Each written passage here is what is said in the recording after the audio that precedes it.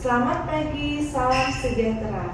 Izin memperkenalkan diri, saya Rosdati SSMSI, salah satu dosen tetap di jurusan Sosiologi S1 FISIP Universitas Riau.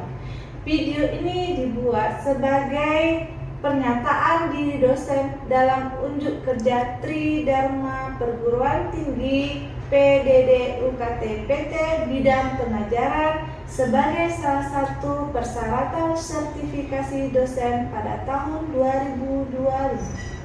Dalam video ini, saya akan menjelaskan mata kuliah yang diampu, yaitu Sosiologi Perdesaan.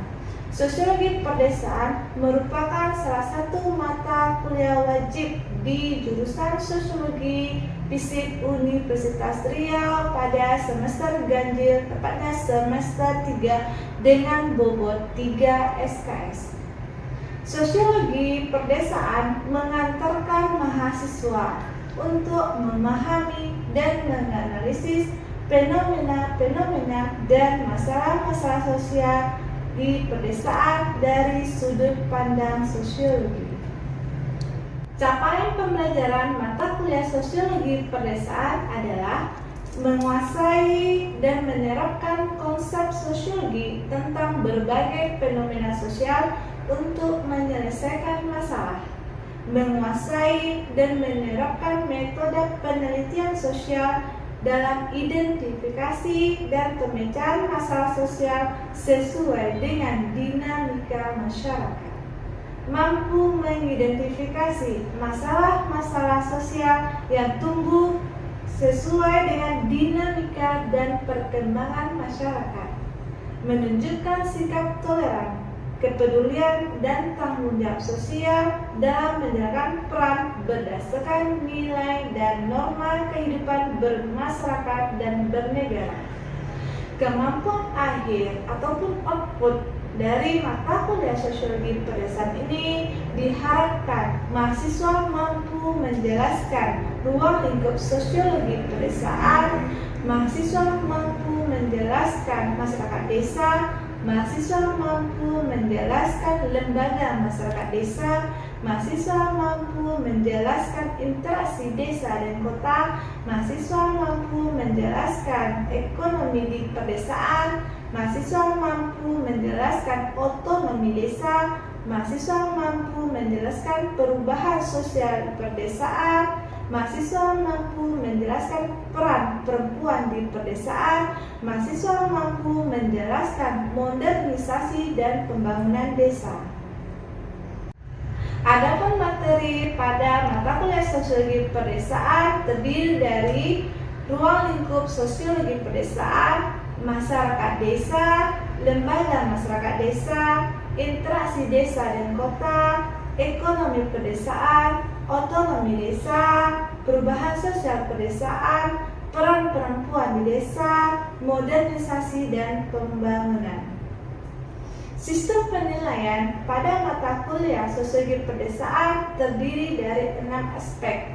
Yang pertama adalah partisipasi aktif 20%, kehadiran 5%, proyek 30%, tugas 10%, ujian tengah semester 15%, ujian akhir semester 20%.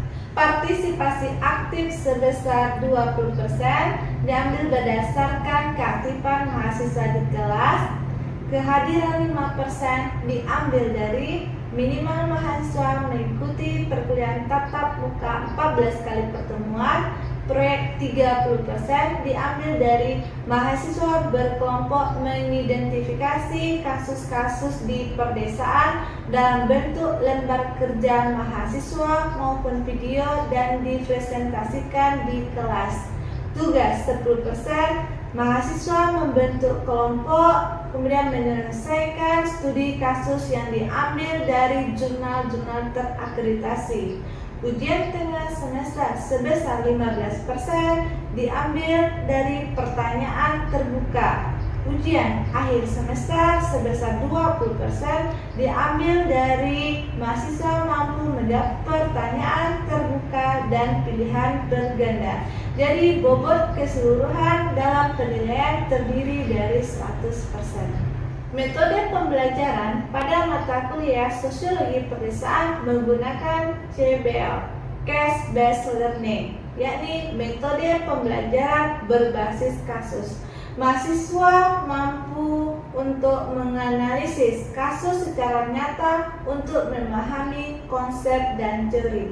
Adapun tahapan Case Based Learning, yakni dosen menyampaikan tujuan pembelajarannya, dosen menyesuaikan kasus sesuai dengan materi, mahasiswa berdiskusi dengan temannya ataupun berkelompok, dosen melakukan pendampingan ketika mahasiswa berdiskusi jika diperlukan, mahasiswa membuat laporan hasil diskusi maupun dalam bentuk report laporan lembar kerja mahasiswa, kemudian dipresentasikan di depan kelas untuk berdiskusi.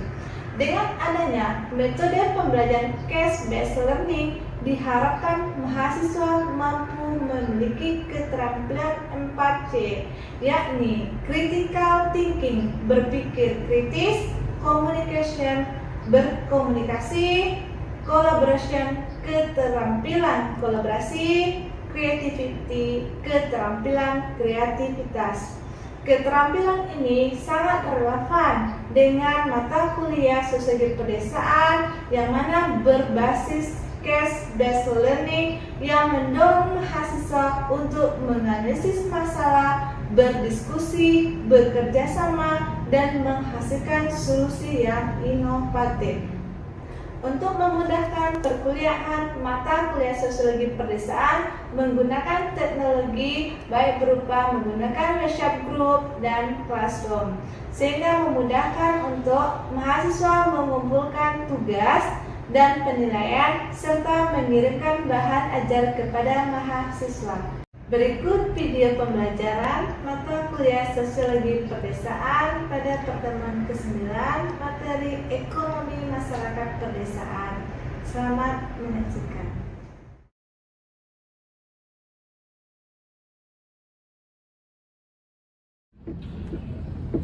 Terima kasih. Assalamualaikum.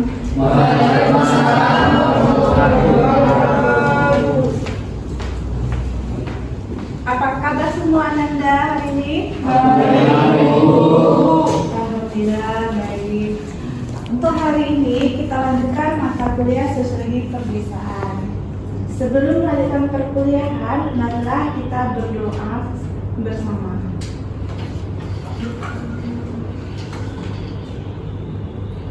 Berdoa selesai. Hari ini kita masuk pada mata kuliah Sosiologi Pedesaan. Sosiologi Pedesaan merupakan salah satu mata kuliah kita pada semester ini. Sebelum melanjutkan materi pada pertemuan ke-9, Ibu absen dulu ya. Apakah ada teman-temannya yang tidak hadir atau hadir semua? Hadir semua, Bu. Mantap, bersedia, semangat untuk mengikuti perkuliahan mata kuliah Sosiologi Pedesaan pada hari ini. Oke.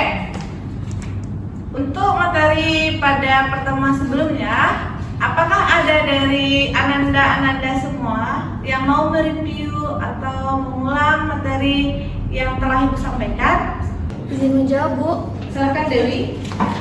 Baik, terima kasih, Bu. Perkenalkan, nama saya Dunur Aini. Di sini saya akan coba menjawab mengenai pertemuan kita pada materi yang sebelumnya adalah jaringan komunikasi di desa, yang mana jaringan komunikasi di desa ini memerankan penting dalam memberikan informasi. Adapun fungsi dan kendala yang terdapat dalam jaringan komunikasi di desa yaitu yang pertama, memiliki fungsi sebagai penyampaian informasi seperti pengumuman. Kemudian yang kedua adalah mendukung partisipasi dalam pembangunan, dan yang ketiga adalah menyalurkan aspirasi masyarakat dalam berpendapat, mengkritik, serta memberikan saran kepada pihak berwenang. Demikian, Bu. Terima kasih Dewi yang sudah mereview, memaparkan hasil dari perkuliahan kita pada minggu lalu tentang jaringan komunikasi di pedesaan. Jaringan komunikasi di pedesaan memiliki manfaat, memiliki fungsi, namun juga memiliki hambatan.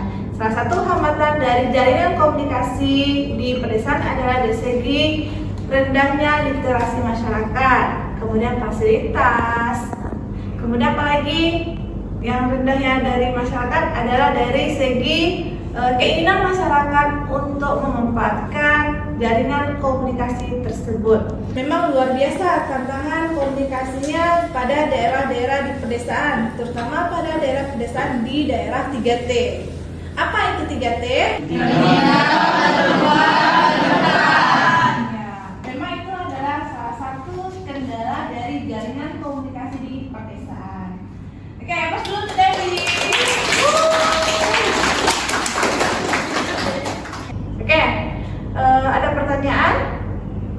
Kalau tidak kita lanjutkan pada pertemuan ke-9 ini, kita akan membahas tentang konsep ekonomi masyarakat di pedesaan. Kemampuan akhir dari pertemuan kita hari ini adalah mahasiswa dapat menjelaskan perekonomian desa. Kemudian indikator penilaiannya adalah pertama, ketepatan menjelaskan konsep ekonomi masyarakat desa dari perspektif sosiologi. Yang kedua, ketepatan menjelaskan ciri dan kategori sektor informal di pedesaan. Dan yang ketiga adalah ketepatan menjelaskan ciri dan kategori sektor formal di pedesaan. Oke. Konsep ekonomi masyarakat desa dalam perspektif sosiologi merupakan ekonomi pedesaan yang berasal dari pemanfaatan sumber daya yang ada di sekitar, seperti hasil pertanian, peternakan, perikanan, dan potensi wisata. Tujuannya adalah untuk meningkatkan kesejahteraan masyarakat yang ada di desa. Dalam konsep sosiologi pedesaan, kita harus memahami teori-teori dari sudut pandang sosiologi. Yang pertama kita ambil dari teori sosiologi klasik, yakni ada Auguste Comte. Auguste Comte merupakan salah satu bapak sosiologi. Dia sangat terkenal, berasal dari Paris, Prancis. Nah, ada 3 tahap perkembangan pemikiran masyarakat menurut Auguste Comte. Oke, yang pertama ada teologis. Apa itu teologis? Di mana tahap perkembangan pemikiran masyarakat yang dia itu masih percaya akan hal-hal supranatural, percaya akan adanya kekuatan dewa. Yang kedua adalah metafisik. Masyarakat itu masih percaya akan hal-hal yang abstrak yang tidak terlihat.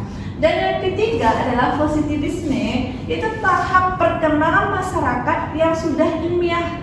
Apapun yang terjadi di lingkungan masyarakat itu berdasarkan atas rasional dan data-data empiris, bukannya spekulatif, bukanlah sebuah khayalan, tapi benar-benar hasil riset, ada data dan bersifat rasional. Yang kedua adalah Emile Durkheim. Tahukah Emile Durkheim? Ya, Emile Durkheim juga dikenal sebagai peletak dasar dari sosiologi. Teorinya tentang division of labor. Nah, yang dia membagi 2 kelompok dalam masyarakat. Yang pertama dia membagi masyarakat itu ke dalam kelompok mekanik, yaitu kelompok masyarakat yang masih homogen, kelompok masyarakat yang masih tradisional, kelompok masyarakat yang masih sederhana. Berbeda dengan masyarakat organik. Masyarakat organik itu kayak organ, mata punya fungsi, telinga punya fungsi, spesialisasi kerja sudah jelas, kemudian lebih bersifat formal dan juga modern. Dan identik pada masyarakat soliditas organik ini terjadi pada masyarakat di perkotaan. Oke. Teori yang ketiga yakni konflik class structure menurut Karl Marx. Karl Marx ini dikenal dengan teorinya ada perjuangan kelas atau disebutnya Das Kapital. Dia membagi 2 kelompok masyarakat. Yang pertama adalah berjuis. Yang kedua ada kelompok proletar. Borjuis itu adalah orang-orang kaya, orang-orang yang menguasai produksi, orang yang memiliki sumber-sumber ekonomi. Nah, berbeda dengan proletar. Proletar ini adalah kelompok masyarakat yang itu minim akses sumber daya atau juga disebut dengan kaum buruh. Kita masuk teori sosiologi kontemporer. Nah, tokoh yang kita ambil pada pertemuan ini adalah teori sosiologi menurut Putnam. Putnam sangat terkenal identik dengan teorinya model sosial. Tidak hanya model ekonomi dalam perkembangan atau melihat masyarakat, ada istilah model sosial. Putnam membagi 3 indikator. Pertama, trust kepercayaan, 2 norm, 3 adalah jaringan dalam pembentukan model sosial. Ketiga unsur ini akan memperkuat model sosial dalam masyarakat. Semakin kuat kepercayaan, semakin kuat norma, semakin kuat jaringan, maka masyarakat itu akan dapat bekerja sama atau bahasanya gotong royong. Selanjutnya, teorinya patron client, James Scott. Oke, apa itu?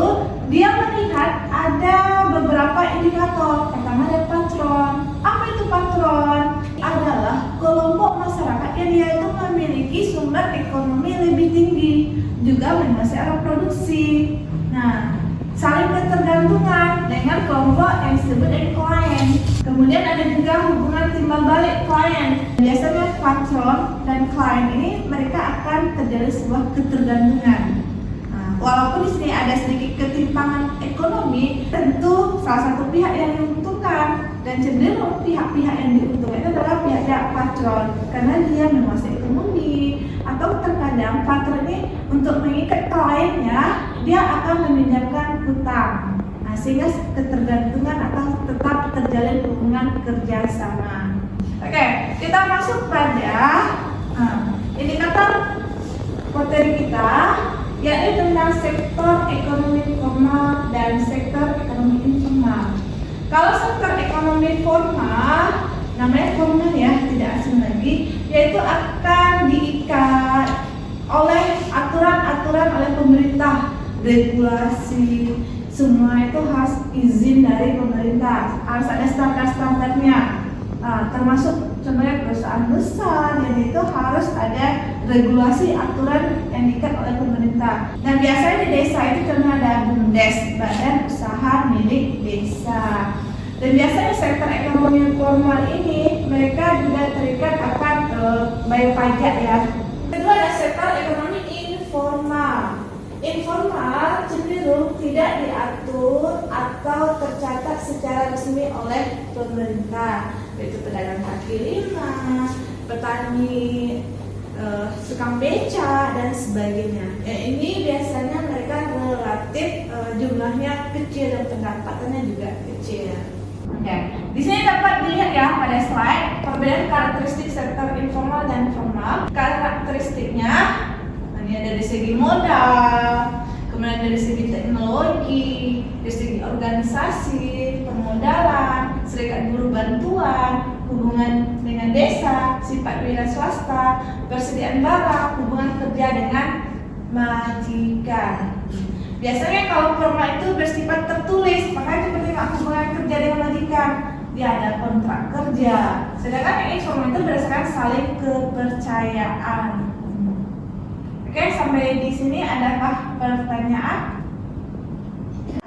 Ibu, Silahkan, Afif. perkenalkan nama saya Abdul Afif. Saya ingin bertanya Bu, di plan saya apa saja contoh ekonomi masyarakat di pedesaan? Sekian, terima kasih. Oke, terima kasih Afif ya, pertanyaan yang bagus.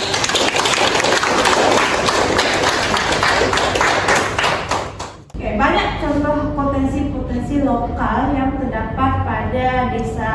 Salah satu contoh potensi lokal yang Ibu ambil yang terdapat di desa-desa yang ada di Indonesia adalah sagu. Salah satu contohnya di Provinsi Riau. Provinsi Riau di mana?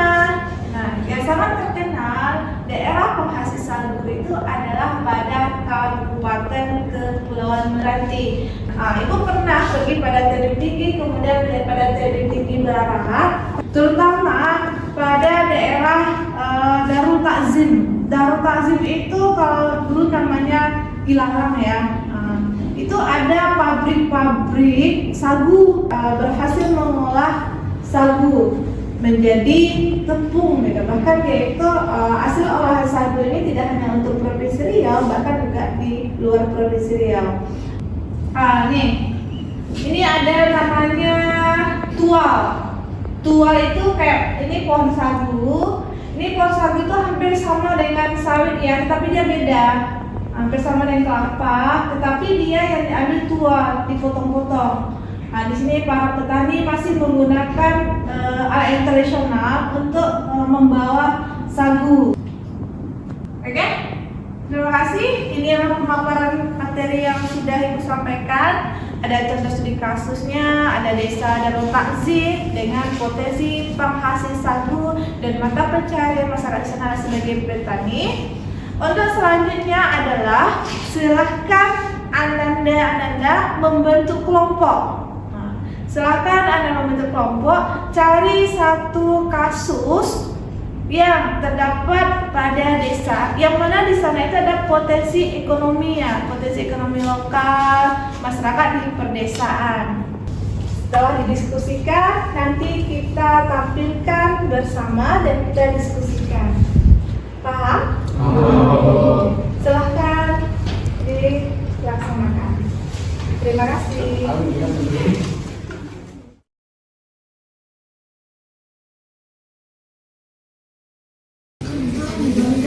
Apakah semua kelompok sudah selesai mencari kasus tentang ekonomi masyarakat di perdesaan? Sudah. Oke, ya. Kelompok mana yang mau duluan yang mempresentasikan hasil diskusi kelompoknya? Saya, Bu. Oke, Abi, salah kelompok Abi. Assalamualaikum warahmatullahi wabarakatuh. Baiklah, di sini dalam contoh kasus pada hasil diskusi kami yaitu desa tertinggal yang terdapat di Desa Bakutaru, yang merupakan desa yang berada di wilayah Kecamatan Morano, Kabupaten Konawe Selatan. Desa Bakutaru merupakan desa transmigrasi yang berdiri pada tahun 1999. Problematika sosial ekonomi yang ada di Desa Bakutaru antara lain terdapat problematika sosial. Yang pertama, kesehatan.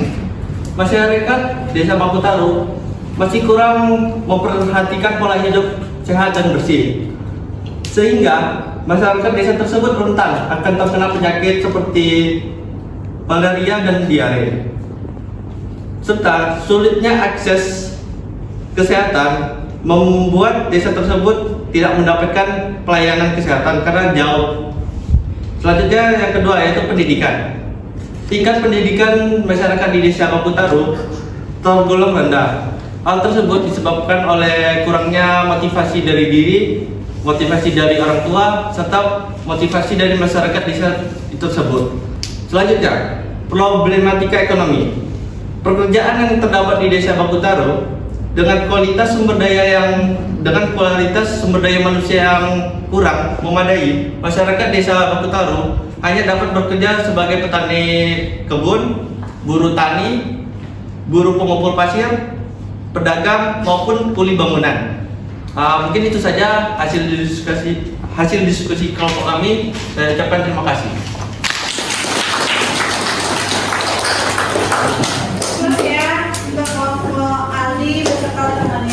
Yang sedang membahas tentang desa tertinggal.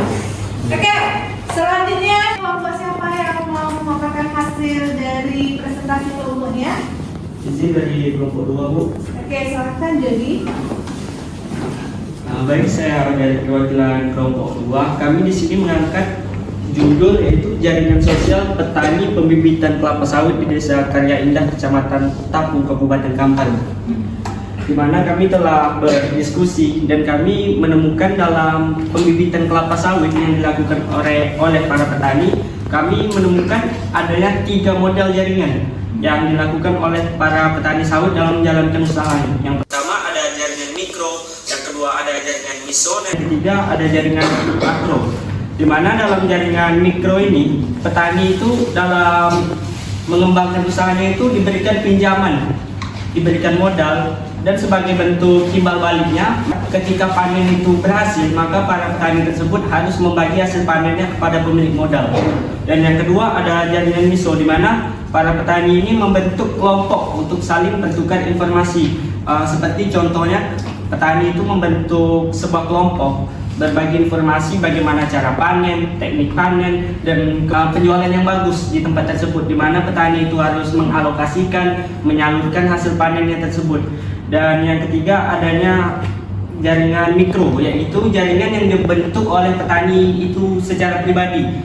Seperti ketika panen tersebut telah berhasil, dia bebas untuk memasarkan produknya dimanapun yang ia inginkan, dan kalau ada terjadi suatu kendala maka dia sendiri yang akan menyelesaikan persoalan itu tersebut.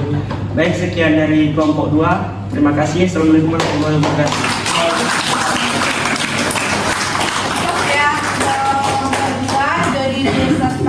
Teman-temannya yang membahas tentang ekonomi di pedesaan, yang mana di sini adalah mengambil komoditinya sawit. Oke, pada kelompok Adi sudah membahas kasus mengenai desa yang tertinggal. Kemudian juga ada Jody yang membahas tentang komoditi produk unggulannya adalah sawit, terutama tadi pada desa di Karya Indah. Kemudian ada juga kelompok Widi. Kelompok Widi yang membahas tentang desa wisata Koto Masjid yang dikenal dengan Kampung Pati. Dahulu kala pada desa Koto Masjid tersebut merupakan desa tertinggal. Kenapa tertinggal? Karena dia termasuk salah satu desa bekas galian dari PLTA, sehingga ada inisiatif dari masyarakat untuk mengolah lahan-lahan bekas galian tersebut, membuat kolom patin, bahkan dikenal satu rumah satu kolom, sehingga kampung Koto Masjid ini juga dikenal sebagai desa wisata, bahkan pernah mendapatkan 50 desa wisata terbaik di Indonesia pada tahun 2021 yang terkenal dengan selai ikan patin. Oke, kelompok keempat ada Lila. Ini bagus ya, karena pada BUMDes. Apa itu BUMDes? Badan Usaha Milik Desa. Ya, BUMDes adalah salah satu contoh sektor formal di pedesaan. Demikianlah pertemuan kita yang ke-9 yang membahas tentang ekonomi masyarakat di pedesaan. Insya Allah kita berjumpa kembali pada pertemuan ke-10, yaitu mengenai peluang kerja dan berusaha di pedesaan dan strategi bertahan hidup masyarakat di pedesaan. Jadi tolong Ananda semua membaca bahan ajar yang sudah Ibu kirim di Classroom. Terima kasih. Sama. Terima kasih atas kehadiran Anda semua. Semoga ilmu yang Ibu berikan dan hasil diskusi dari teman-teman semuanya sangat bermanfaat, khususnya pada mata kuliah sosiologi pedesaan. Sampai jumpa kembali. Terima kasih. Assalamualaikum warahmatullahi wabarakatuh.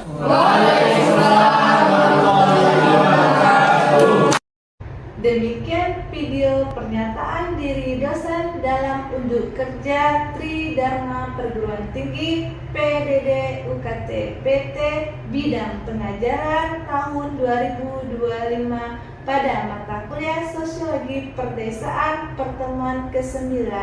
Saya Resdati, mohon maaf, terima kasih. Assalamualaikum warahmatullahi wabarakatuh.